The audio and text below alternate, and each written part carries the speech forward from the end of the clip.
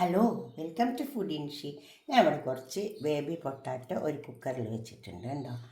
ഇത് നമുക്കൊരു നല്ലൊരു ഗ്രേവി ഉണ്ടാക്കിയെടുത്താലോ അത് വെച്ചിട്ട്.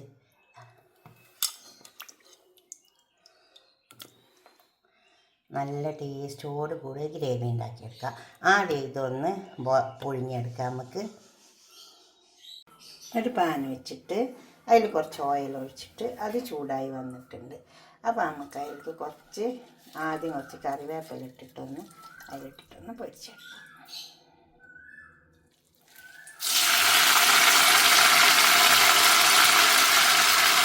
നല്ല മരുന്നൊക്കെ നമുക്ക് ഇതിങ്ങോട്ട് മാറ്റി വെക്കാം.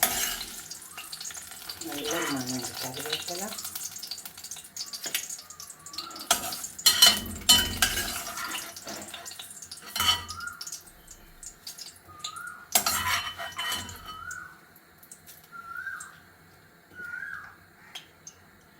തക്കാളി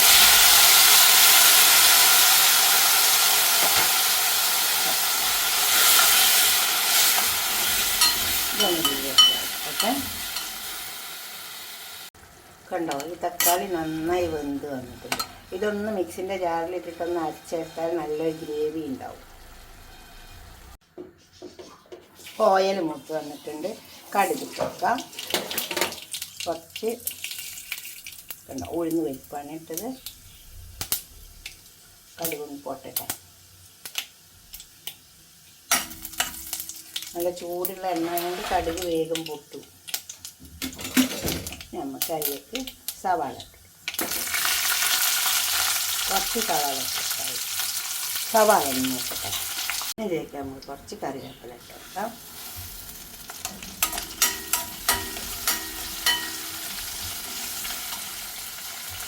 കുറച്ച് ഗരം മസാല, കുറച്ച് ചില്ലി ഫ്ലേക്സ്,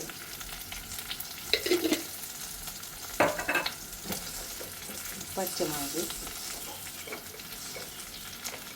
പിന്നെ ഉപ്പ് ആവശ്യം പോലെ ഇട്ടാൽ മതി. ഞാൻ ഉരുളക്കിഴങ്ങ് പുഴുങ്ങുമ്പോൾ ഉപ്പിട്ടതാണ്.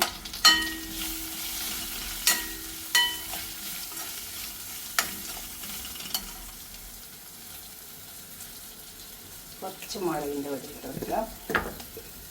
കുറച്ചിട്ടാൽ മതി. അത് വേരുമ്പോൾ ആവശ്യമില്ലാത്തവരാണെങ്കിൽ കുറച്ചേ ഇടാവുള്ളൂ. അപ്പോൾ തന്നെ നമുക്ക് ഈ അരപ്പ് ഇതിലേക്ക് ഒഴിച്ച് കൊടുക്കാം.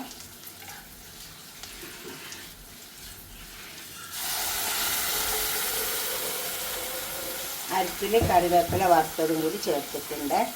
തക്കാളി കറിവേപ്പില വറുത്തതും കൂടി ചേർത്തിട്ടുണ്ട്. ഉണ്ടോ?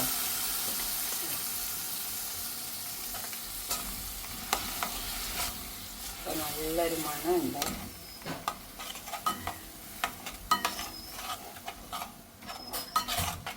കുറച്ച് വെള്ളം ഒഴിച്ച് കൊടുക്കാനുണ്ട്. ഇത് ഇഞ്ചി വെളുത്തുള്ളി പൊടിയാണ്.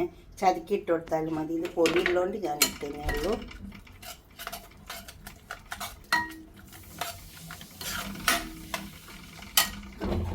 ഇനി വെള്ളം ഒഴിച്ച് കൊടുക്കാം.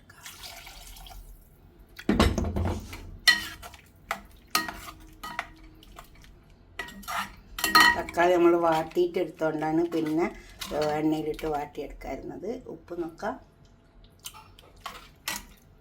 ഉരുളക്കിഴങ്ങ് ഉപ്പിട്ടിട്ടുണ്ടെങ്കിൽ കറിയിൽ കുറച്ചും കൂടെ ഉപ്പിട്ട് കൊടുക്കാം. പിന്നെ നമുക്ക് ഈ ഉരുളക്കിഴങ്ങ് വേവിപ്പിച്ച് വെച്ച ഉരുളക്കിഴങ്ങ് ഇതിലേക്ക് ഇട്ട് കൊടുക്കാം.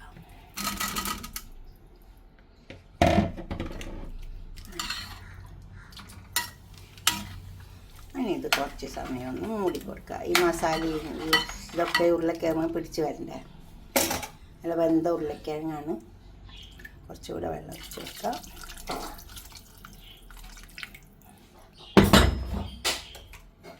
ഇത് നമുക്ക് ക്ലോസ് ചെയ്ത് കൊടുക്കാം.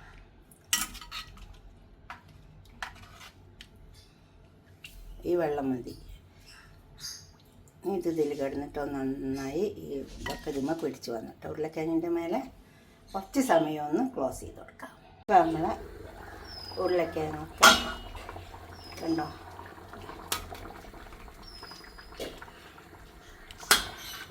നമ്മൾ ഒഴിച്ചു കൊടുത്ത് വെള്ളമൊക്കെ വറ്റി വന്നിട്ടുണ്ട്. ഇതിപ്പോൾ ഒരു ഏകദേശം 1.5 കപ്പ് വെള്ളം ഒഴിച്ചു കൊടുത്ത് ഇതിലേക്ക് ഞാൻ കുറച്ച് വറുത്ത് വെച്ച നിലക്കടല പൊടിച്ചിട്ടിട്ട് ഇതും കൂടി ഇട്ട് കൊടുത്താൽ കറി നല്ലൊരു ടേസ്റ്റ് ഉണ്ടാവും കേട്ടോ. ഉണ്ടെങ്കിൽ ഇട്ട് കൊടുത്താൽ മതി, പക്ഷെ നല്ല ടേസ്റ്റാണ്. നിലക്കടല വറുത്ത് പൊടിച്ചിട്ട് ഇട്ട് കൊടുത്താൽ അതിന് നമുക്കൊരു പാത്രത്തിലേക്ക് സെർവ് ചെയ്യാം.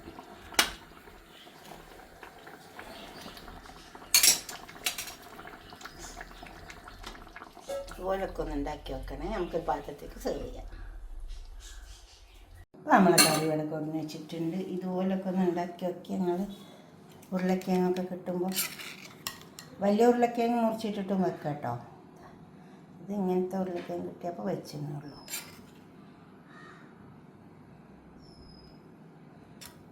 ഇത് ചെറിയ ഉരുളക്കിഴങ്ങ് ബേബി.